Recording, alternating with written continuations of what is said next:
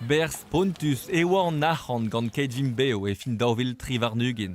E gontour meur eo en oa displeget da guzul mera an ti ban e oaret golen bezalaket din d'an adreizadur barnerezel.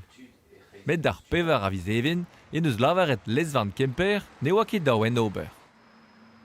Gant tout an arguduzennour neus diskwezet derañ, neus divizet ar varnerez eviche losket ar annom da genderel e gizmemañ. Alors edeo, neus ket dizom lakat ket vimeo din d'an adreizadur barnerezel a nebeut ur c'hoaz freuzanti. Gant keit vim beo e vem banet teir laouen evit ar vugale hag ar sizuniek e brezonek ya. Dieze ar prantad vid an tiem ban. Dreistol gant priz ar paper a frejou post o vont war grisk. E ruz amant ne eus ket az leou. Tout da zo be paiet gant yalc'hadou ar bramañ. Met evit padout e rank erez per nac'han. Ha kemer diviz ou poanius. Ranket o neus me mesra paouez gant toutouik. Toutouik evit ar rivian la tout.